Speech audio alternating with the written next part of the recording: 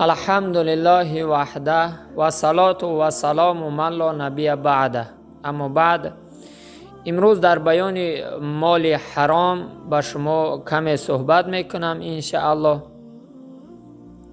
این مسئله بسیار دور و دراز است، لکن من اینجا مختصرا بیانش میکنم. با کدام برادرها و خواهرایی که اگر دلیل در کار باشد میتوانند مراجعت کنند، با دلیل و حجت باز بیان میکنیم. و امروز در جامعه من شما مال حرام را استفاده بردن رونق دارد و در این باره چند قسمی را مختصرا به سمع شما بیان میکنم. یعنی بعضی از اونها را که در بین ما و شما بسیار رونق دارد، مردم این گونه مال حرام را استفاده میبرند، به شما بیان میکنم.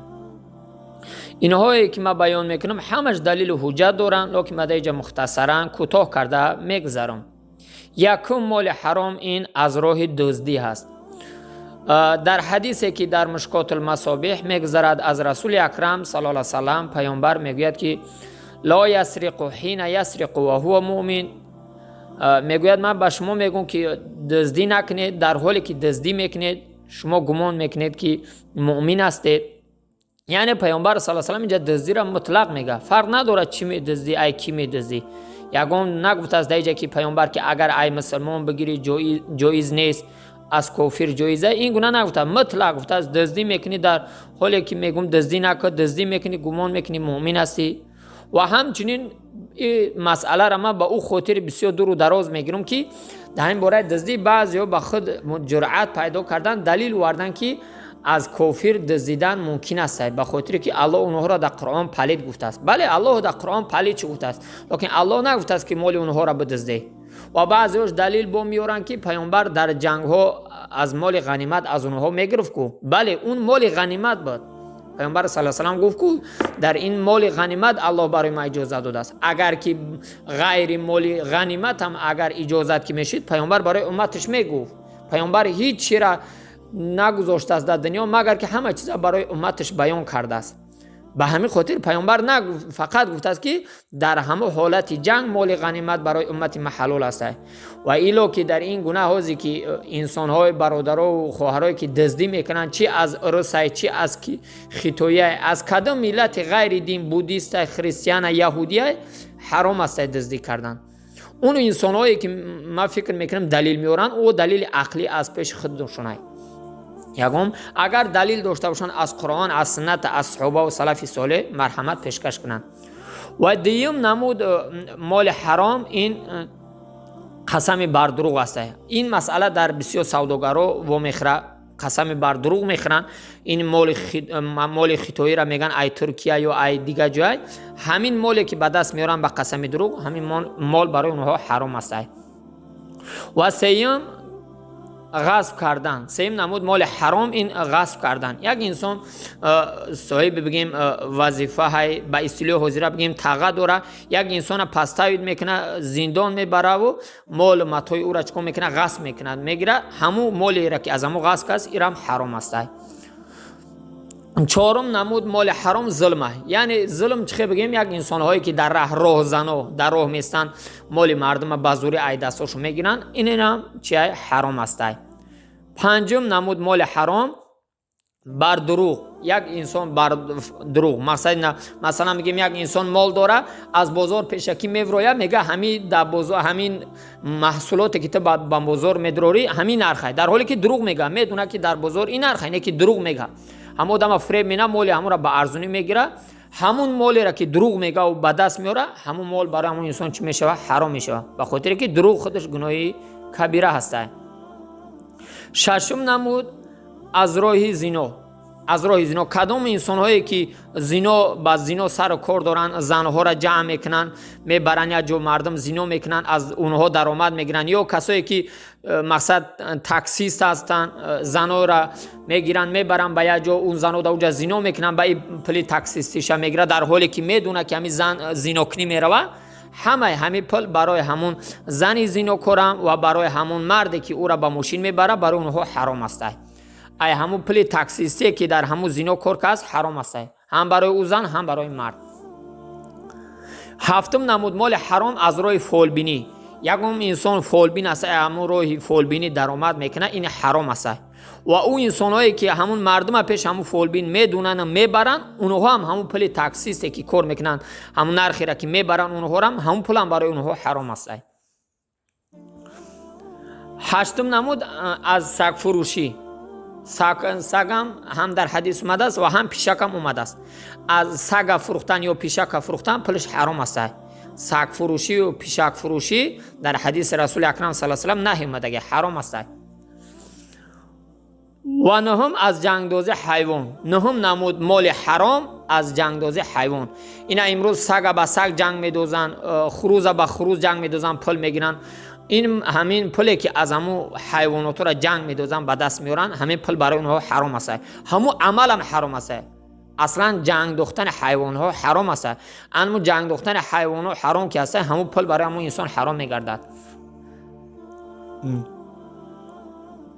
ва даҳум масъалае ки бисёр дар рӯзмарраи зиндагии ману шумо ҳаст, аз моли давлат. аз моли давлат ҳам дузидан чи аст? ҳаром аст. моли давлат ба чанд қисм бо тақсим мешавад. яъне як инсон дар давлат кор мекунад, коргари давлат аст, мол анбори давлат дар амонат ба ӯ додагӣ ҳастанд, ӯ ҳамун мол амоната медузда ба мардум мефурӯша, ин ҳам ҳамун молш ҳаром аст. ё ин ки имрӯза ману шумо свед ай давлат медуздем ё пахта медуздем ва ҳар тариқе ки набоша, ҳама аз инҳо ҳаром аст. он касое ки аз пеш худ далилҳо пайдо кардан мегӯянд ки ҷоиз аст, на, ман фикр мекунам ки аз таассуби худ онҳо далил пайдо мекунанд. ва ило дар ягон ҷо аз ҳадиси расули акрам саллаллоҳу алайҳи ва саллам наомадааст ки аз моли давлат дуздидан мумкин бошад. ҳатто як ҳадиса дар боби закот агар нигоҳ кунед, як инсона паёнбар муаззаф кардаги буд ба закот, вақте рафт закота гирифт, омад гуфт ё расулаллоҳ, ин моли закота ва ин моли ман аст. гуфт ин моли та аз ҷо омада? гуфт хунаи фалонӣ рафтам, моли закотша дод, ира ба мара дод. пайғамбар саллаллоҳу алайҳи ва саллам гуфт модоме ки та дар хунат нашиштида, ҳам одам ба хунат ҳамун мола биёра. яъне ин вазифара та тарк кунӣ, пули закота ҷамъ накунӣ, дар хунат бишинӣ, ҳамун одам ҳадияра ба хунаи хута биёра. яъне касое ки дар давлат кор мекунанд, моли давлата дуздӣ мекунанд ё светаи ҳар тариқеш ки набошад ҳаром аст. имрӯз мардум ҳар корое ки мекунанд, ин ҳама ҳаром аст. ин буд мухтасаран қариб 10 намуде ки роҳҳое бигем ки моли ҳаром ба даст меоранд. ва 11 намуд ин чи аст? ба фанду фиреб. 11 намуд роҳи моли ҳаром ба даст овардан, ин ба фанду фиреб аст. як инсон фанду фиреб мекунад. пайғамбар саллаллоҳу алайҳи ва саллам дар як ҷо рафт ки як одам таом фурӯхтеаст, болош тоза ҳаят, дастша пеш кард ки тааш камтар тара. пайғамбар саллаллоҳу алайҳи ва саллам гуфт ин чи аст? гуфт борон задааст, камтар болош тоза, тааш чи аст? мақсад ки тааш аст. пайғамбар саллаллоҳу алайҳи ва саллам гуфт аралаш ко. касе ки фиреб найранг мекунад аз мо нест, пайғамбар мега. имрӯз ману шумо картошка ё савзира калонро ай боло мемонем, дар мобайни бигем ҳамун қоб линча мегем, майдара мерезем, ай таҳ бо калон мекунем, ин мифанду фиреб. ё ки ҳамун маҳсулот дадуни ов мемонем ки вазн мешава, мебарем мефурӯшем, ӯ мардак мехара ба бегоҳа, ӯ ҳама мақсад ҷазир меша. ҳама ҳамин фанд фиреб инам ҳаром аст. ҳамун моле ки ба даст меорӣ ба ҳамиро ҳамун ҳаром аст. аки ин 11 намуд бигем ки мухтасаран моли ҳаромро баён кардем. ва дар охир ҳамун яке аз салафи солеҳ ҳасани басрӣ раҳматуллоҳ алайҳ бисёр гапи аҷибе гуфтагиай, агар мусалмони воқеъ гӯш кунад аслан бедорш мекунад. ба шумо баён кунам. ҳасани басрӣ раҳматуллоҳ алайҳ мегӯяд ки нигоҳ кунед ки ҳамин саг дар як сол қариб агар як бача куна, ҳамин саг қариб бигем ки 6 та 7 та мумкин то 10 тара куна. ҳамин саг агар бизоя 6 та 7 та то 10 тара мумкин бизоя. лекин гӯсфанд дар як сол ята бисёр 2 та ё 3 та мезоя. агар сегуника куна 2-3 та мезоя ва ило ҳамун 1 та мезоя гӯсфанд. лекин нигоҳ ки ҳасани басрӣ раҳматуллоҳ алайҳ мега, нигоҳ ки дар дунё бо саг камай, лекин гӯсфанд бисёрай. саг камай, гӯсфанд бисёрай. ба чӣ хотир? ба хотире ки аллоҳ дар гӯсфанд баракат додааст ва дар саг надодааст. саг баракат надорад. ба ин хотир саг дар як сол мезоя 10 та, лекин камай. лекин гӯсфанд дар як сол мезоя 1 та, лекин бисёр аст. анми моли ҳалолу ҳаромам ан мисли гӯсфанду саг аст. همین انسانی که از راه حلال کسب میکنه مثل هم گوسفنده لیکن برکت داره. همون مالش بگیم که مبلغی که داره به همون قناعت میکنه و حرام نمیخوره، کسب حرام نمیکنه، همون برکت داره. و اون انسان هایی که این گفتیم درآمدهای حرام که بیان کردیم کسب حرام میکنه، مال حرام به دست میاره، اون همیشه پریشان است. اگر شما نظر کنید یک انسان مؤمن مسلمان واقعی مال حلال به دست میاره، یا بیمار شوه، ممکن که یک 4-5 هزار سومانی یک بیماری وزمین در بیمارخانه بغلطه، یا 4-5 هزار سومان از خود کنه. لیکن آدمایی که حرام میخورن، مال مردم میدزدن یا غصب میکنن، ظلم میکنن، به هر راهی که مال حرام به دست میارن، همون ها را نظر کنید مثلا بیماری میکشن، بیماریشو تجربه نمیته، به دولت‌های دیگه میرون تا 5,000 10,000 دلار را از خود میکنن. به چه خاطر؟ به خاطر که مال حرام به دست آوردگیان، دزدی کردگیان، جمع کردگیان، او باید بروه. مال حرام هیچ محل در زندگی مسلمان برد نیست، همین اومد میروه. همه انسانایی را که نظر کنید دزدی کردن، ظلم کردن، غصب کردن، از همین راه‌های حرام مال به دست آوردن، نگاه کنید نه در خونش برکت داره، نه در فرزنداش برکت داره، همیشه پریشان است. خودش بیمار نشه، پدر مادرش یا فرزنداش یا زنش یک تشنه آتش میزنه، میورویه. به همین خاطر عزیزان دل، اینجا من مختصرا بیان کردم. هر یک اینها در تحت حدیث و آیات قرآن فراوان است، لیکن وقت زیاد نگیرد، به همین خاطر مختصرا بیان کردم.